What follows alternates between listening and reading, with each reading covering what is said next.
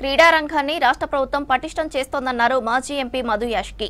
LB Nagar Saroor Nagar indoor స్టేడియంలో Telangana sports authority ఆధ్వర్యంలో 11వ summer coaching camp నిర్వహించారు. ఈ ముగింపు కార్యక్రమానికి ముఖ్య అతిథిగా మధు యాష్కి గౌడ్ హాజరయ్యారు. 25,000 మంది విద్యార్థులతో 11వ సమ్మర్ కోచింగ్ క్యాంపు నిర్వహించడం జరిగిందన్నారు మధు యాష్కి. ఎల్బీనగర్ సరూర్ నగర్ ఇండోర్ స్టేడియంలో దాదాపు 2,000 మంది చిన్నారులు పాల్గొన్నారని తెలిపారు. ఈ సమ్మర్ కోచింగ్ వివిధ విభాగాల గేమ్స్లలో పాల్గొన్నారు విద్యార్థులు. 7th సమ్మర్ క్యాంప్ అనేది చరిత్రలో మొదటిసారిగా 25,000 మంది పైన విద్యార్థులు పాల్గొనడం, అందులో ముఖ్యంగా సరూనగర్ స్టేడియంలో highest in the state over 2,000 students, బాలులు, చిన్నపిల్లలు, పాపలు పార్టిసిపేట్ అవ్వడం.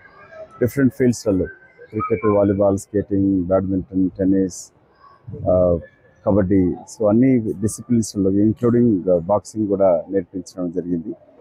అన్నిటికన్నా ముఖ్యంగా చేయాల్సింది ప్రభుత్వము, ముఖ్యమంత్రి గారు స్పోర్ట్స్ మెన్ ప్లస్ ఎక్కువ శ్రద్ధ చూపిస్తూ ఉన్నారు. గత బడ్జెట్ 400 కోట్ల పైన అన్నారు. అది తొందరగా రిలీజ్ అయ్యి కోచెస్ ఏమో రిటైర్ అయిన వాళ్ళు వెళ్ళిపోతూ ఉన్నారు. కొత్తగా కోచెస్ రిక్రూట్మెంట్ జరగట్లే, టెంపరీ రిక్రూట్మెంట్ ఉంది. ఎనీ డిసిప్లిన్ స్పోర్ట్స్ ఎదగాలన్నా, బెస్ట్ స్పోర్ట్స్ తయారు చేయాలంటే కూడా మనకు కోచెస్ అవసరం.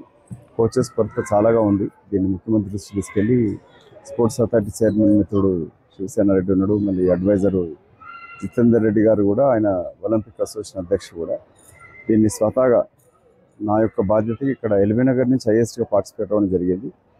సారు మాకు అన్నట్టుగా ప్రత్యేక దృష్టితో కూడా మా సరూనగర్ స్టేడియాన్ని విధంగా దీనికి మా రెన్యువేషన్ కోసం ఎప్పుడో 22 years బ్యాక్ మాత్రం కట్టిన స్టేడియం, తర్వాత ఇప్పుడు కూడా దాని మీద బడ్జెట్ పెట్టడం జరిగింది.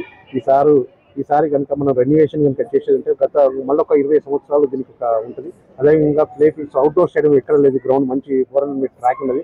దాన్ని కూడా సింథటిక్ మరియు పెవిలియన్ బిల్డింగ్ వచ్చేటట్టు